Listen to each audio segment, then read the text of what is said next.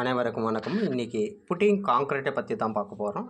Total பில்டிங்கோட load எல்லாம் டோட்டலாக இன்றைக்கி நம்ம போடக்கூடிய இந்த காங்க்ரீட்டில் மேலே தான் லோடு எடுக்கும். அது எப்படின்றது விளக்கமாக பார்க்கலாம். எந்தெந்த இடத்துல என்னென்ன செய்யணும், எப்படி கேராக இந்த காங்க்ரீட்டு குவாலிட்டி, அப்புறம் புட்டிங்கோட ஹைட்டு, எந்தெந்த குழிக்கு எவ்வளோ காங்க்ரீட்டு வரணும், எத்தனை எம்கேவு காங்க்ரீட் யூஸ் ஆகுது இந்த டோட்டல் குழிக்குன்றது நம்ம விளக்கமாக பார்க்கலாம். இந்த குழியில் நாங்கள் ரெடிமிக்ஸ் காங்க்ரீட்டை தர வச்சுருக்கோம்.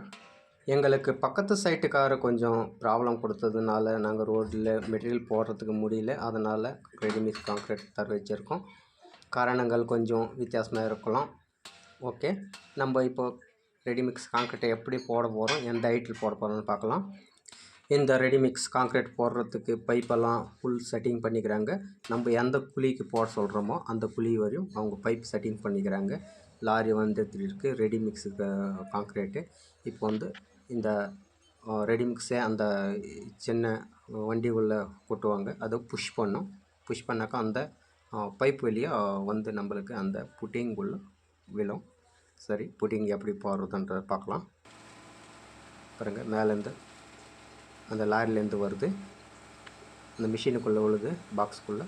அவங்க வந்து புஷ்ஷிங் பண்ணுற மிஷின் உள்ள அது ரொட்டேட் ஆகி புஷ் பண்ணும்போது நம்மளுக்கு அந்த பைப் வழியாக வந்து அங்கே தண்ணி மாசி ஊற்றும் காங்க்ரீட்.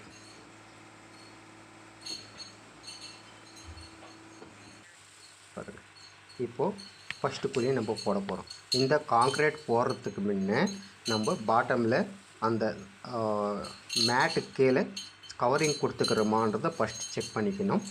நெக்ஸ்ட்டு காலம் வந்து தூக்குக்கு இருக்கா கம்பின்றதை செக் பண்ணிக்கணும். அந்த காங்க்ரீட் போகிறதுக்கு முன்னே கேஜ், அதாவது நம்மளுக்கு இந்த குழியோட காங்க்ரீட் ஹைட்டு வந்து 1.5 அடி கொடுத்துருக்காங்க. பாட்டம் வந்து 1.5 அடிக்கு நாங்கள் ஒரு பைண்டிங் ஒயர் சுற்றிக்குவோம். ஒரு 4-5 பைண்டிங் ஒயர் வச்சு அந்த இடத்துல சுற்றின்னு நீட்டாக விட்டுருக்கோம்.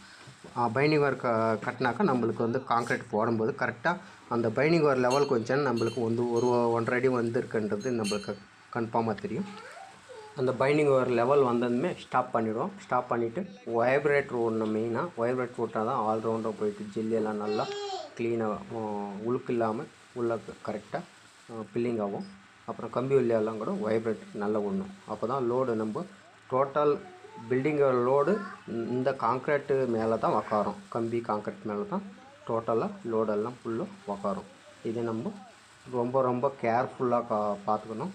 அப்புறம் லாஸ்ட்டுக்கு வந்து க்யூரிங்கிறது நல்லா ஒரு 15 நாள் நல்லா தண்ணி நிற்க வச்சு க்யூரிங் பண்ணணும். இல்லையானா வீக் ஆகிறதுக்கு சான்சஸ் இருக்குது. நம்ம இவ்வளோலாம் செலவு பண்ணி செய்கிறோமே, டோட்டலாக இந்த லோடு எல்லாமே இது மேலே தான் உட்காருது. அதனால் இதே ரொம்ப காலம், சன்பீம், ஸ்லாப், ரூஃபு இதெல்லாம் ரொம்ப கேராக பார்த்துக்கணும். நம்ம செவரு ஒன்றும் இல்லை, செவரு வந்து சப்போர்ட்டுக்கு தான் நம்ம கட்டுறது. அது வந்து ஈச்சக்கம் இருந்தாலும் நடந்து போகுது. பாருங்கள், பைப்பில் வந்து எப்படி உழுதுங்க. கரெக்டாக ஒரு 10 நிமிஷம் கூட ஆகாது, நம்மளுக்கு ஒரு குழி லெவல் வந்துடும்.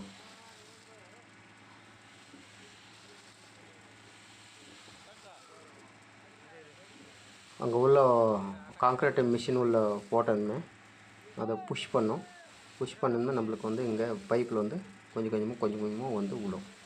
ஏர் ப்ளஸ்ஸு காங்க்ரீட் சேர்ந்து வந்து விழும்.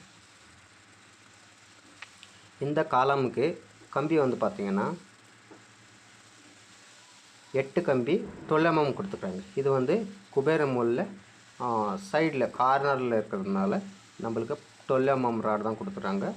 8 ராடு கொடுத்துட்றாங்க, 12 mm. அப்புறம் கம்பி வந்து ரிங்கு வந்து போர்க் ரிங் வச்சு போட்டுக்கிறது. எல்லா காலம்ஸ்லேயும் நம்ம போர்க் ரிங் தான் யூஸ் பண்ணியிருக்கிறோம். பாருங்கள், இதான் தான் நம்ம வைப்ரேட்டர் விடணும். வைப்ரேட்டர் வந்து கரெக்டாக பக்காவாக பார்த்து விட்டுக்கணும். வைப்ரேட்டர் மெயின் வைப்ரேட்டர் தான் விடணும்.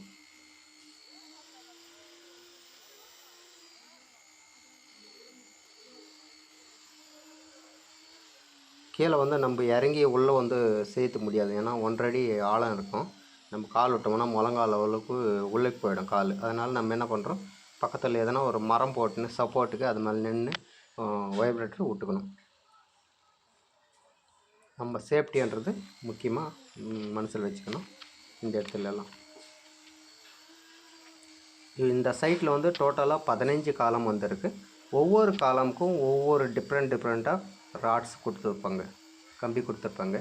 ஏன்னா ஒவ்வொரு இடத்துலையும் ஒவ்வொரு மாதிரி தான் லோடே உக்காரும். இப்போ அவுட் சைட்லலாம் எல் ஷேப்பில் வர்றது, சைடில் வர்றதெல்லாம் கொஞ்சம் கம்மியாக இருக்கும், லோடு கொஞ்சம் கம்மியாக உக்காரும்.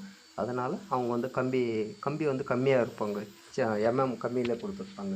12 mm 16 mm அது மாதிரி கொடுத்துருக்காங்க. சென்டர் காலமில் மட்டும் 20 mm ராடு கொடுத்துருக்காங்க, 10 ராடு கொடுத்துருப்பாங்க. ஒரு 2 அடி காலம் இருக்குது, அதுக்கு 10 ராடு 20 mm ராடே கொடுத்துருக்காங்க. அது பக்கத்தில் இன்னொரு காலம் இருக்குது, அது வந்து 8 ராடு டோட்டல் 20 mm கொடுத்துருக்காங்க சென்டர் காலம். அப்போ வந்து அது வந்து டோட்டல் சென்டரில் லோடு வந்து பில்டிங்கில் ஹெவியாக விழும். அது லோடு எடுக்கணும்னா இந்த மாதிரி கம்பி கொடுத்தா தான் நம்மளுக்கு லோடு எடுக்கும் பக்காவாக. இது ஆனதும் வைப்ரேட்டர் விட்டதுமே ஒரு மரத்துக்கு பலகை ஒன்று செட் பண்ணிக்கணும். பாருங்கள், பாட்டமில் பலகை வச்சு செட் பண்ணியிருக்கணுங்க. மேலேருந்தே க்ளீனாக தட்டலாம். இது போல் ஒரு பலகை அடிச்சுக்கணும்னா நம்ம காங்க்ரீட் லெவலும் செஞ்சுக்கலாம். மேலேருந்தே ஒரு பக்கம் மேடாக இருக்கும், ஒரு பக்கம் பள்ளமாக இருக்கும், இஸ்திட்டு லெவல் பண்ணிக்கலாம். அந்த ஆப்ஷன் இதில் செஞ்சுக்கலாம். ஆமாம், சரி, ஓகே. நைட்டு 7 மணி ஆகிடுச்சு. எங்களுக்கு காங்க்ரீட் வந்ததே 6 மணிக்கு வந்துச்சு. வண்டி வந்து அதெல்லாம் செட்டிங் பண்ணி காங்க்ரீட் போடுறதுக்குள்ள ஒரு குழி தான் போட்டோம். அன்னத்துக்குள்ளே இருட்டாயிடுச்சு. இருட்டில் லைட்டு போட்டுன்னு நாங்கள் 11 மணி வரையும் இந்த காங்க்ரீட்டை போட்டுக்கிறோம். மொத்தம் டோட்டலாக 4 வண்டி வந்திருக்கு காங்க்ரீட் மிக்சர் வண்டி. ஒரு வண்டியில் 8 MQ காங்க்ரீட் வருது. ஒரு லாரி காங்க்ரீட்டு எங்களுக்கு 3 குழிக்கு தான் வந்திருக்கு. 3 குழி காங்க்ரீட் போடுறதுக்குள்ளே அது காலி ஆகிடும். ஒவ்வொரு குழியும் ஒவ்வொரு மெஷர்மெண்ட் இருக்கும், ப்ளஸ் ஹைட்டும் வேரியேஷன் இருக்கும். இந்த சைடில் வர்றதெல்லாம் 1.5 அடி கொடுத்துருப்பாங்க. சென்டரில் ஒரு 2 அடி காலம் வந்திருக்கு, அதுக்கு வந்து 2 அடி ஹைட்டு கொடுத்துருக்காங்க. பக்கத்தில் இன்னொரு குழி வந்திருக்கு, இன்னொரு காலம்ஸு 16 mm இது 20 mm 8 ராடு கொடுத்துருக்க ஒரு காலம் இருக்குது. அந்த காலமுக்கு வந்து ஹைட்டு 1.5 அடி கொடுத்துருக்காங்க.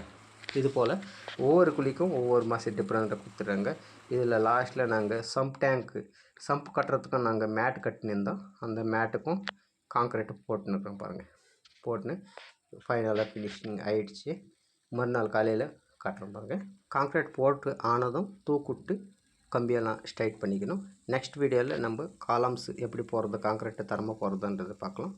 Okay, bye friends.